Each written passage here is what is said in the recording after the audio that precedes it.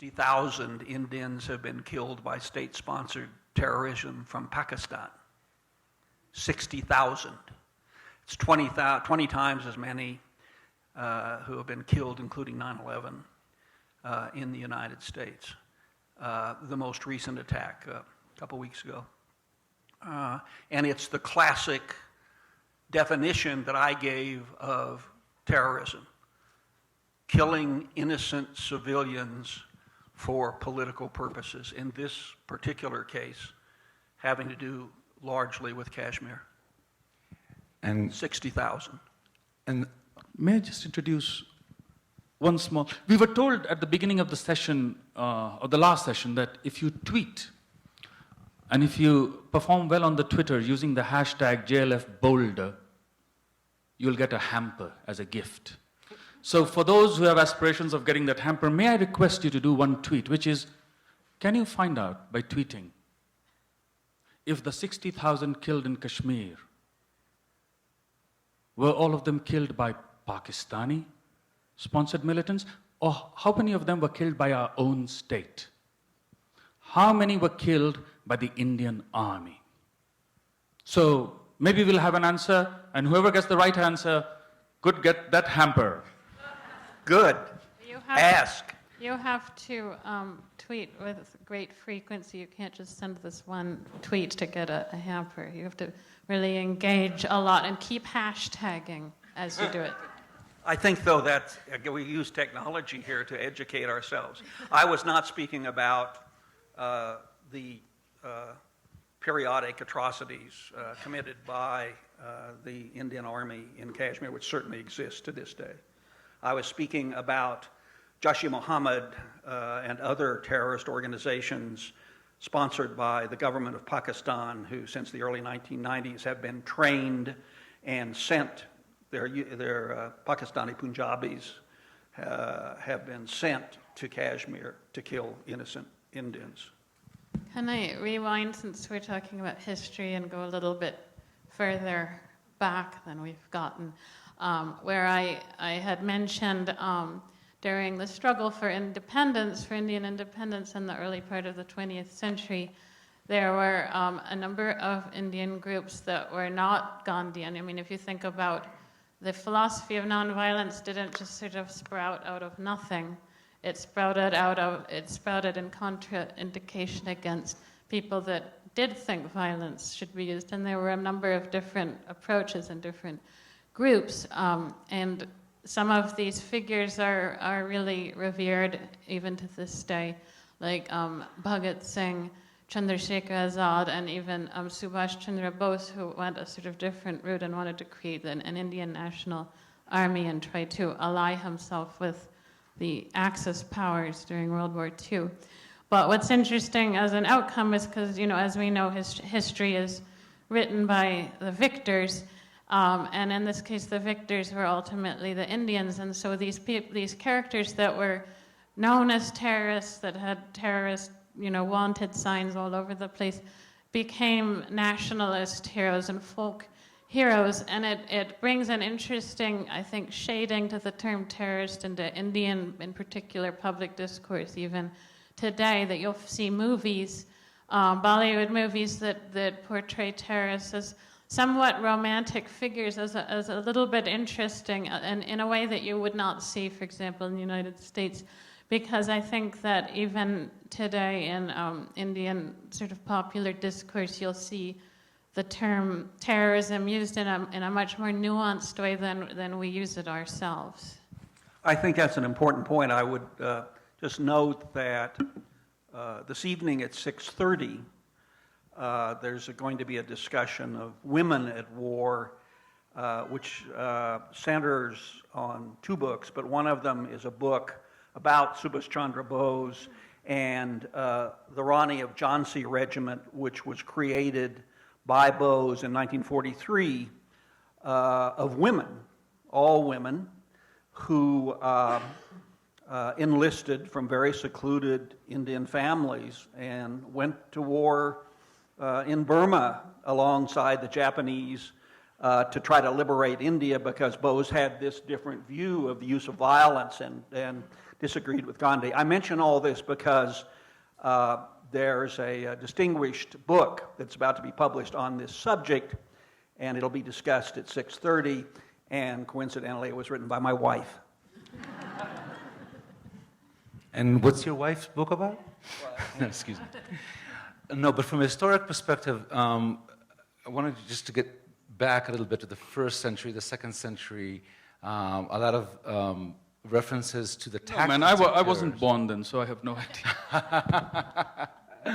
There's a lot of evidence about tactics used by Jewish populations against the Romans, later the same people who later are famous today for occupying Masada and preferring death to life under occupation, were using such tactics that were called the dagger people.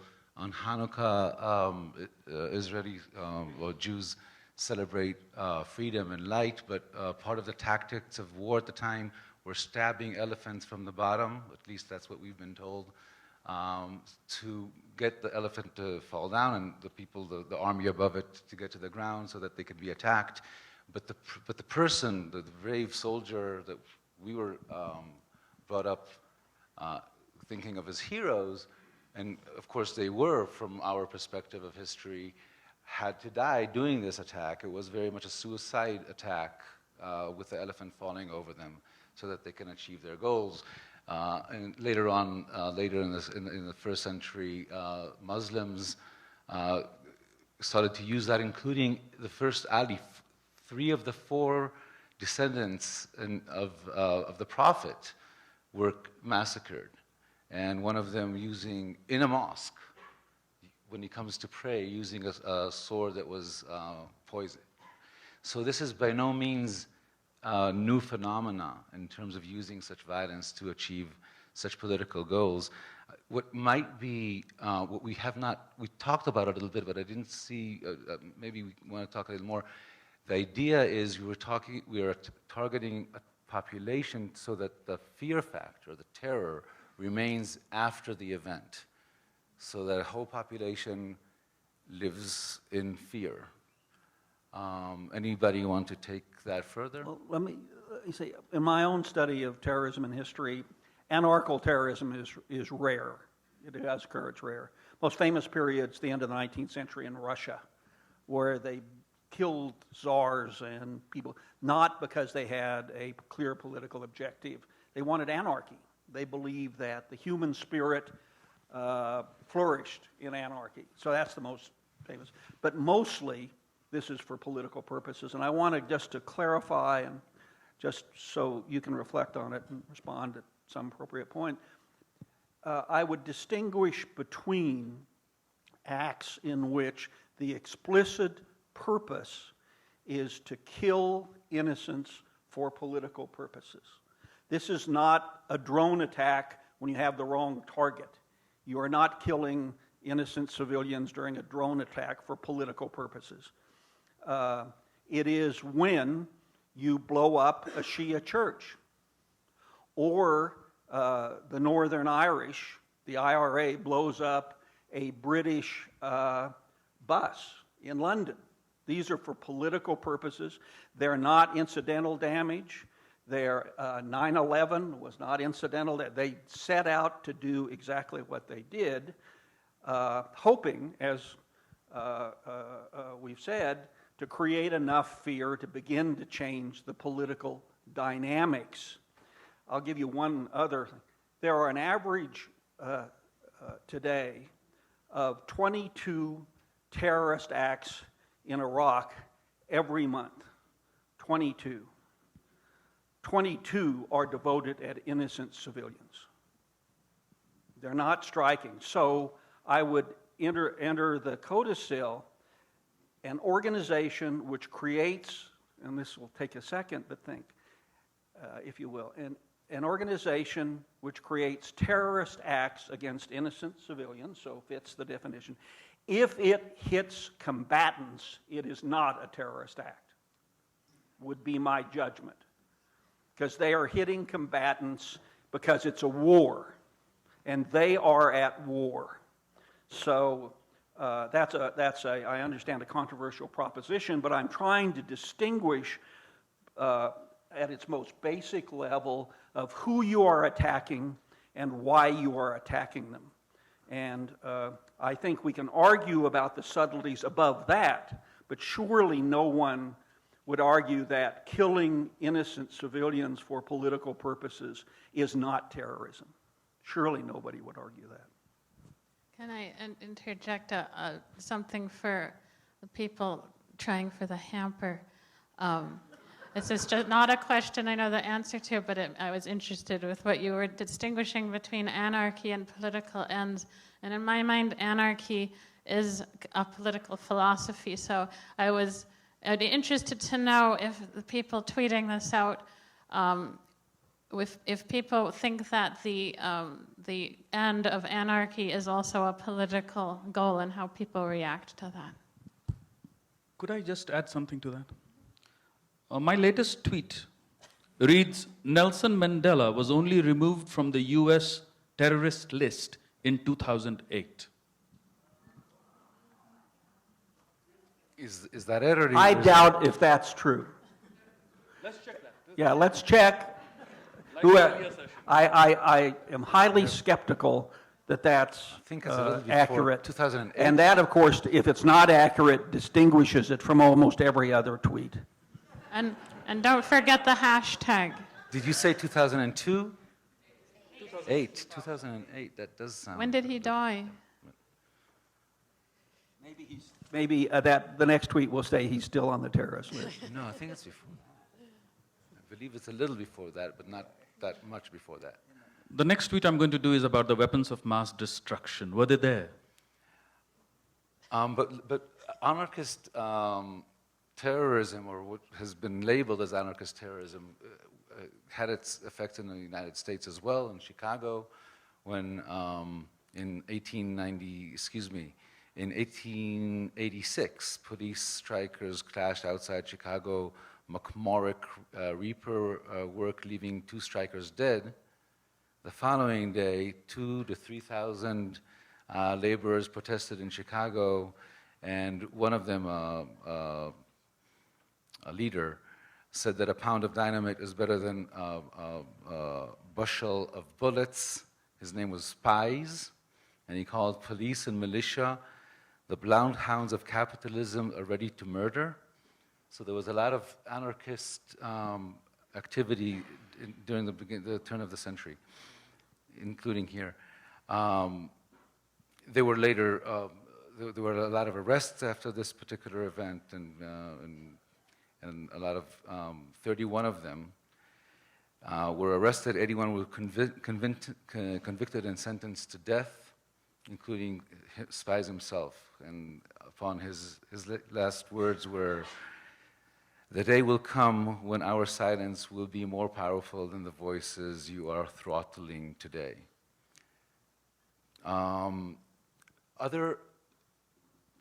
So we haven't talked much about the religious background of terrorism, or fundamental, or extremism. Is that a given, or is that just helpful? Well, I don't think it's a given. I mean, even, for example, in the example you just gave, I think you're right that it's helpful in defining somebody as deranged enough to do such things as kill innocent people, to say that it's kind of a way of explaining a mindset that rather than to perceive it as a very specific political philosophy, to see it as something it's sort of like the way that kamikazes have been discussed. These guys are crazy. The Japanese, they'll just kill themselves in order to get us, you know. So it's a narrative that we receive that makes us feel like this enemy is out of control and is irrational. Whereas, of course, also our soldiers are crazy because they're going into war and probably, you know, into situations where they could be killed. So are terrorists always the other? Yes. And another salient aspect of it is not to see the terror or the terrorist in one's own soul, where you grant, as the point, for those of you who were there yesterday in the discussion on how Vietnam is remembered, one of the salient points that is made by Viet Nguyen is the inhumanity that is so easily granted to the other is never espied in oneself. And when you do see someone doing that, you immediately think of them as inhuman. And you speak about, for example, the white cop who kills the black person, unarmed black person on the street as a bad apple. You don't see it as, no, a real human being with real racist ideology. So you don't see the inhuman in yourself. The terrorist is always the other. I think this is a useful exchange here, but I have to say I'm not a relativist on this. And I don't think that we all have equal amounts of inhumanity in our souls. And I deign to say none of you would burn an innocent child to death in a steel cage. You don't have that degree of inhumanity in you.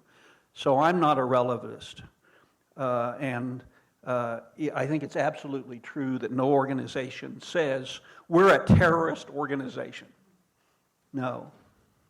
But as sapient human beings, we can evaluate the quality of their arguments.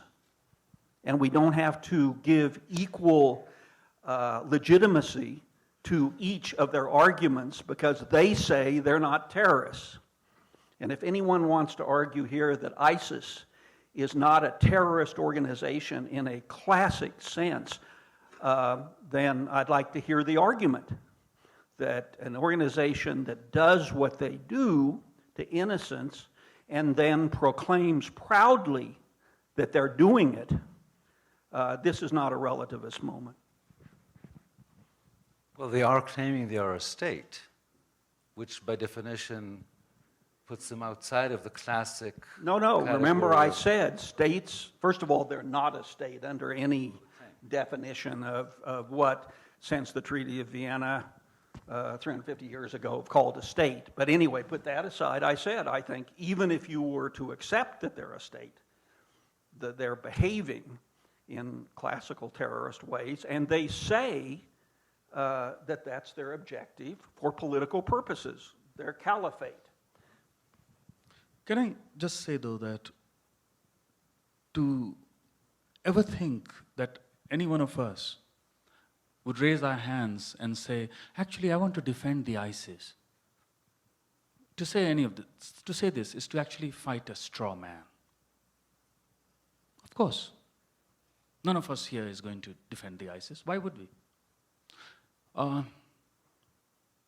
The reason we are having this conversation, or the reason why this conversation can be productive, is only if we again remember that it is not a given. We do not simply say, we do not stop at saying that ISIS is a terrorist organization. We also want to examine what were the conditions that created that whole region as a cauldron of fundamentalist violence. How were cities and nations bombed into non-existence? And what has it done to society there? What were the reasons? And what were the lies that led to it? Without that, saying that any one of us would actually defend the ISIS is a lame argument.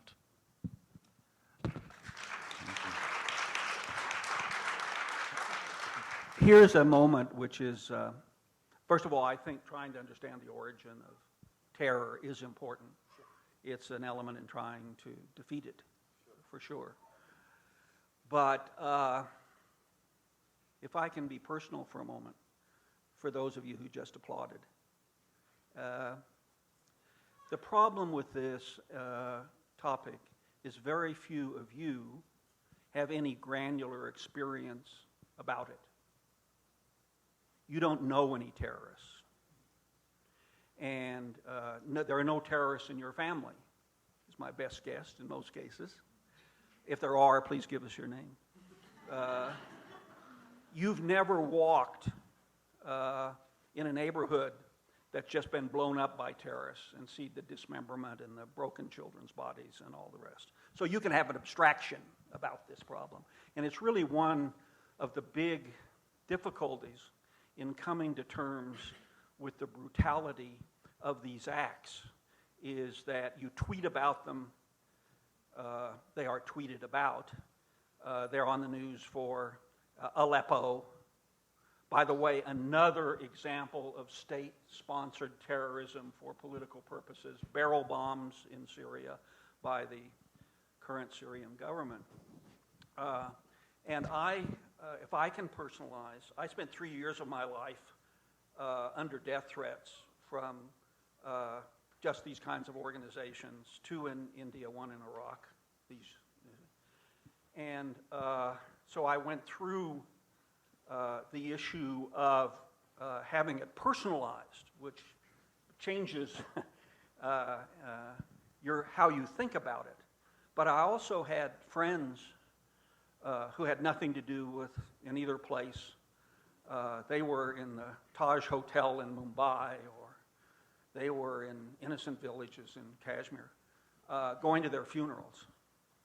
So this is not an abstraction for those of you who applaud about, well, we have to understand their origins. I believe we do, as long as we don't excuse their actions while we're understanding their origins. Because these are murderous killers. And if they get a chance, they'll kill you. They'll kill you. So we have to have both those thoughts in our mind at the same time. We have to try to understand where they come from, why this tiny, tiny sliver of humanity has these murderous views, because it'll help us defeat them. But I'll go one step further. I'll say, those who have them, we have to kill them. We have to kill them. Because as we've seen, and I agree with everything you said about Abu Ghraib, absolutely everything. But as we've seen at Guantanamo, half the released terrorists returned to the battlefield. So we have to kill them. But we don't have to just do that, because there'll be others. And that's where the point about understanding what has produced this societal convulsion is absolutely crucial. But we can't get the two ideas mixed up in our minds or in our souls, in my opinion. I lived in Tel Aviv in 96 and 95 through 97 as Yitzhak Rabin was assassinated. In the following year, Peres, who took over,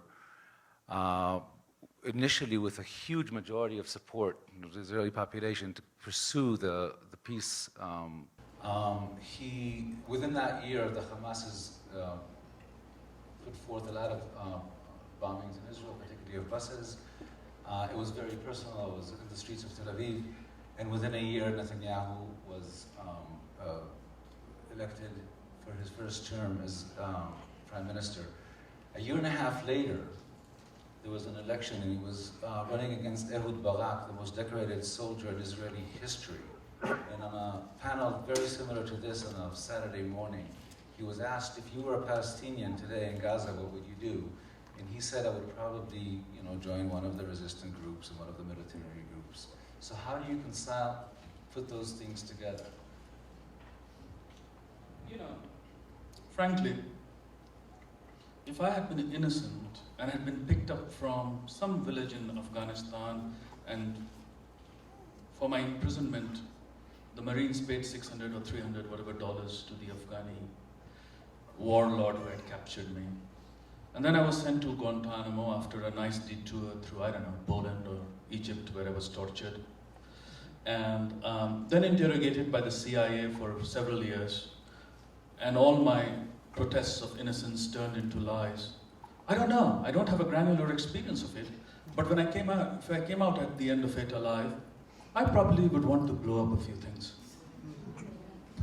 Thank you. We kind of got that answer to the next question from some of us, but I did want to ask how the issue of terrorism and this whole notion is influencing your work, dictating your work, and influencing it.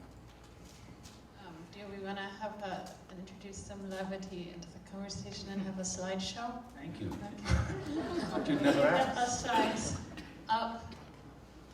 I'll stand over here so I can see them.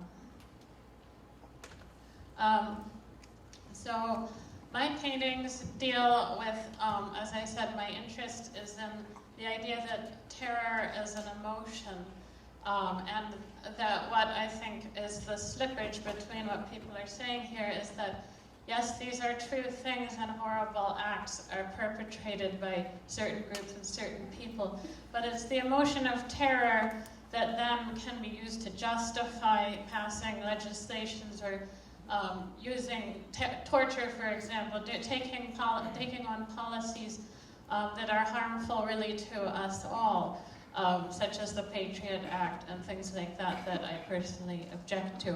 So in my paintings, I think of painting as an act of research, and I'm interested in our received notions that become ossified through images that we see in the media or FBI releases of perpetrators or alleged terrorists and such. And I'm interested in kind of breaking down images and just thinking about who is this person or what was this thing that happened. Why does it make us scared in a way that justifies, for example, clamping down on the entire citizenry?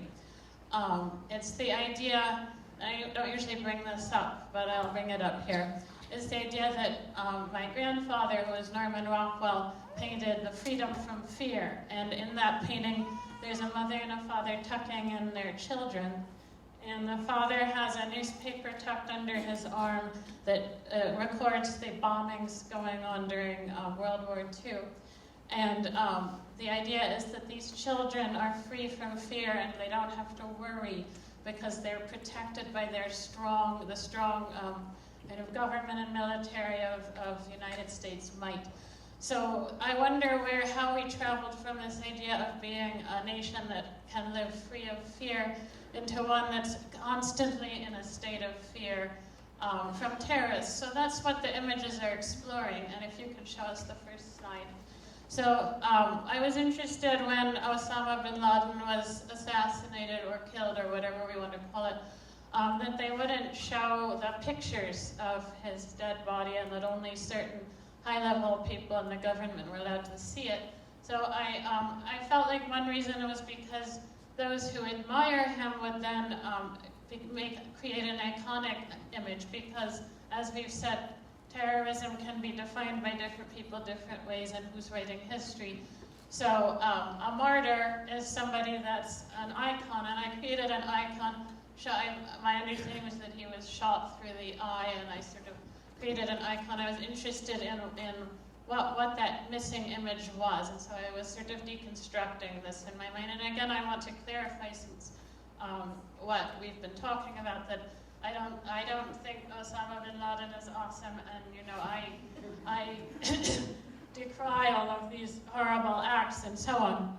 But at the same time, I don't agree with Ambassador Blackwill in terms of killing off actors, because I do think that they create martyrs. So let's have the next slide.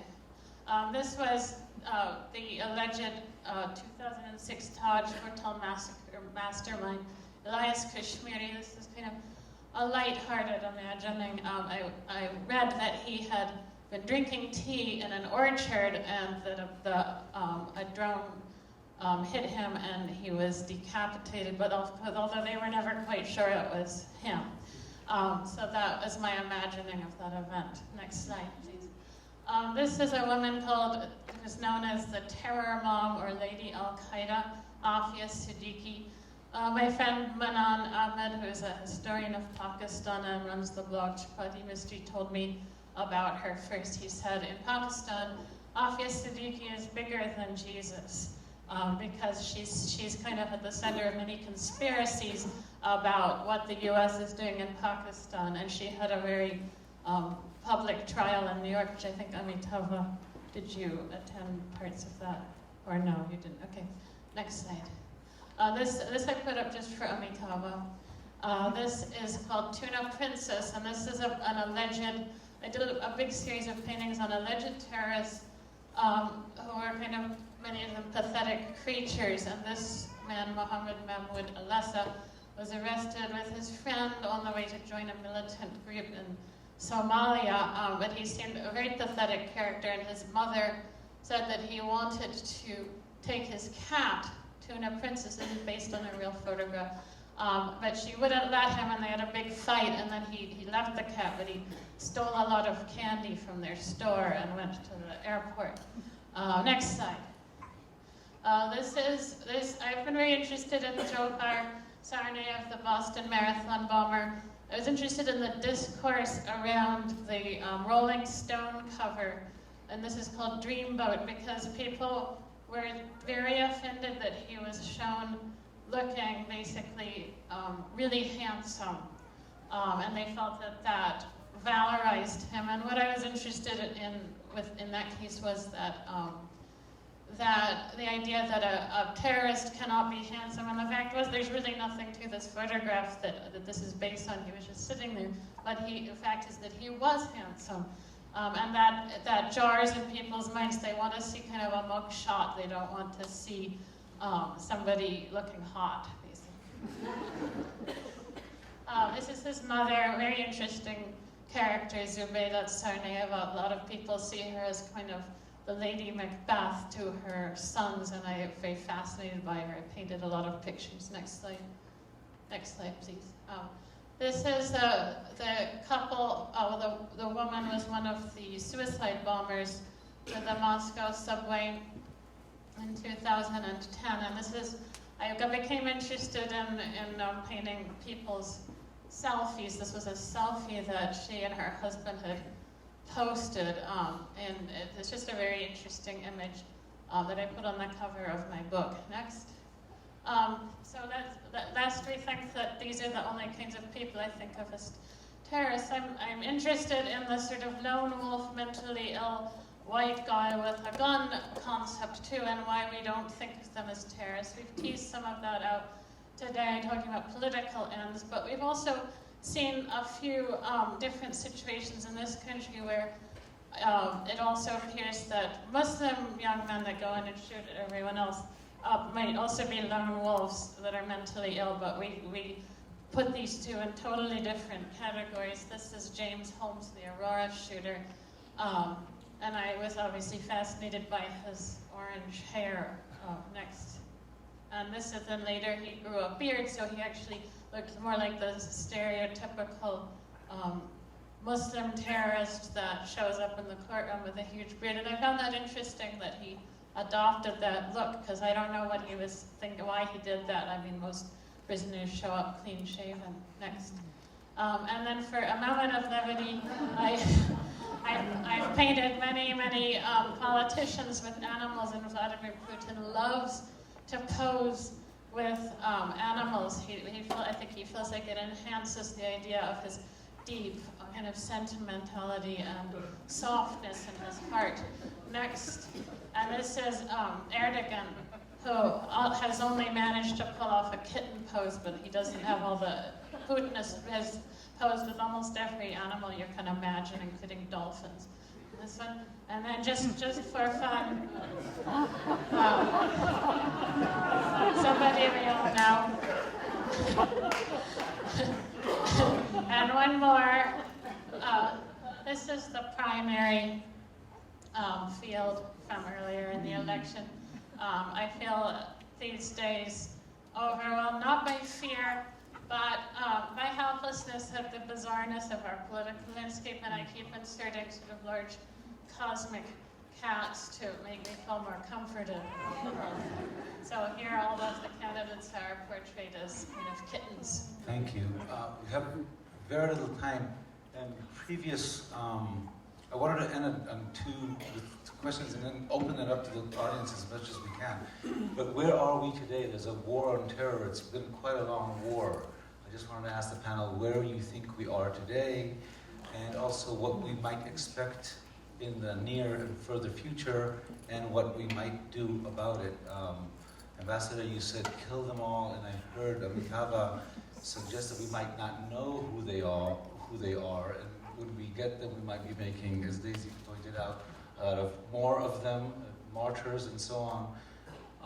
And there is a candidate for presidency that mentioned mass using nuclear weaponry in order to address the issue. I want to supply a motto as clean and concise as kill them all. Mine would be persecute the war criminals. George Bush, Tony Blair, starting there.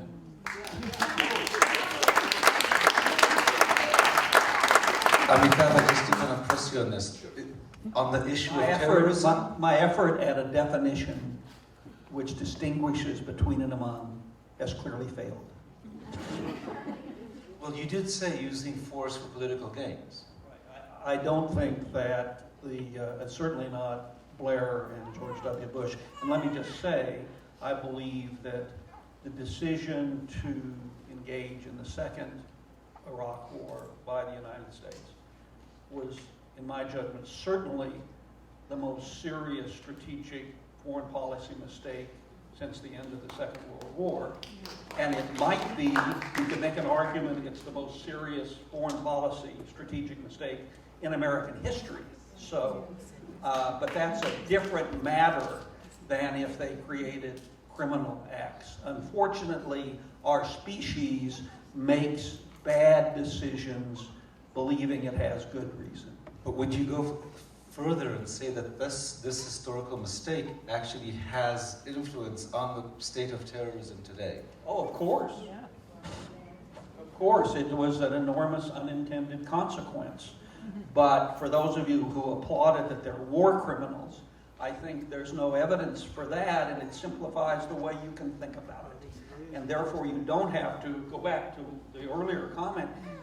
You don't have to address, if you think they're war criminals, like ISIS, you do not have to address the problem that individuals seeking to do good often do terrible things.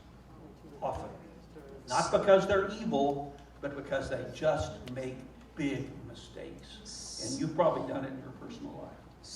I just want to be sure that I understand you. So you're saying that the way to hell, the good intentions, is perhaps a major factor in terms of how things are getting worse in our fight against terrorism, understanding terrorism, and certainly helping terrorism flourish? Is that something? I'm not going to say getting worse, because I think they're actually not getting worse. But if the question is, did the Second Iraq War contribute substantially to the growth of Islamic terrorism, the answer is yes. And because we haven't gotten a chance to talk about your involvement in India and also in Israel in the peace treaty, would you also say that some of the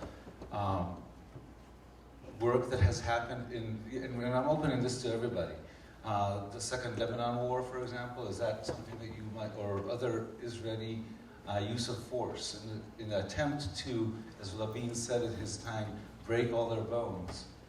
Did that did that backfire? I doggedly cling to my definition. If the Israelis are striking organizations which seek, for their own political purposes, to change the political dynamics in Israel and beyond, that, it seems to me, is not terrorism. If the Israelis, in doing that, mistakenly kill, tragically, innocents, that is not terrorism. But if Israel uses violence against civilians, knowing that that's the target, that's terrorism. And I must say, in that definition, Menachem Begin was certainly a terrorist. He blew up the King David Hotel, he and his collaborators, for political purposes, knowing it was primarily going to kill civilians. So, as we've said, the evolution of the way these people are considered has a lot to do with whether they won or lost. And we don't return to Begin's, when he was reaching peace with Sadat in Egypt. We did not return to his earlier days. So I cling to that definition, and I think it helps us understand what we can condemn. Let me just say one other thing.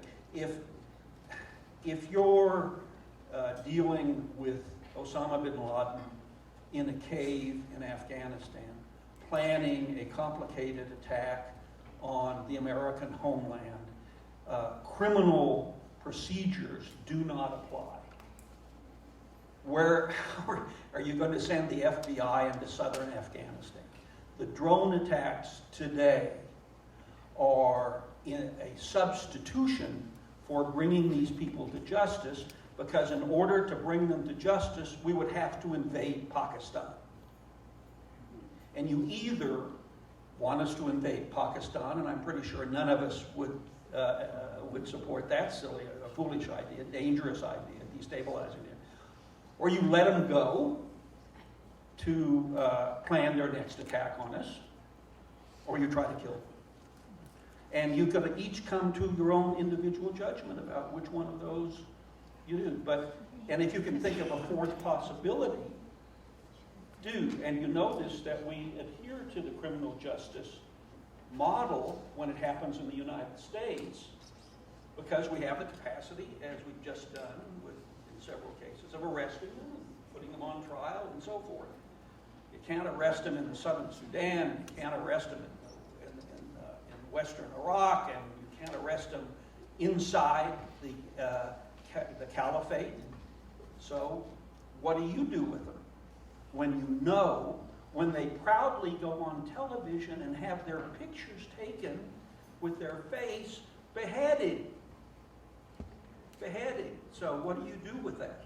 What do you do? And this is a judgment that you can make as citizens, but that the leaders out there in the Middle East and through Europe and out into Asia and the American president, they're constitutionally required to come to a judgment about what to do about it. And you can come to your own judgment about what to do about it. I'm so eager to go into question hour because I want to know if the American public readily gives in to simplistic, self-defeating, self-serving binaries. So I'd love to hear your questions. Except we can only take maybe one. Defeat of democracy. We will take more than one. We have the speakers for the next one waiting. This is true, but time changes in cultures. Indian time is different, Israeli time is different. Please.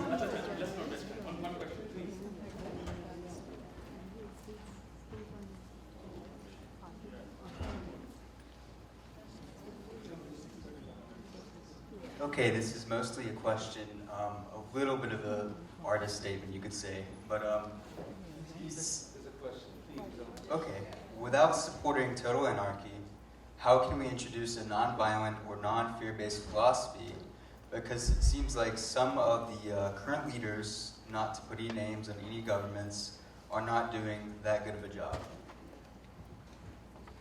You got me.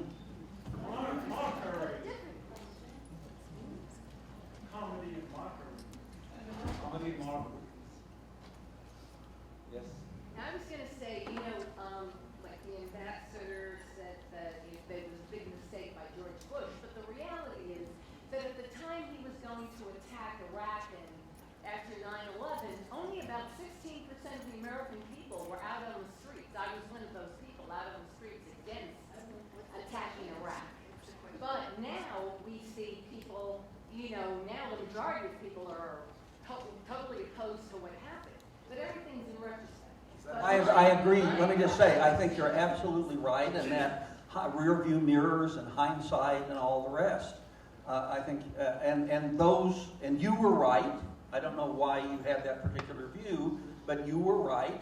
And the 84%, and I think that's about the right figure, who supported the war, were wrong. So you're right. I think hindsight is always. I'd like to ask a question, though, and this is specifically about U.S. policy against the colony that we have in Puerto Rico. Now, that what's happened there is terrorism. For instance, the U.S. government used radiation against leaders of the independent movement, used sterilization against leaders of the independent movement, used torture, killings, FBI killings. I mean, do you think that that is terrorism? Or is it because we did it against a foreign entity that is not terrorism? I don't know the facts of the case. You don't know the facts of Puerto Rico? I don't know the facts of the case. But before you're insulting, I'll ask you to name 4 provinces in Afghanistan.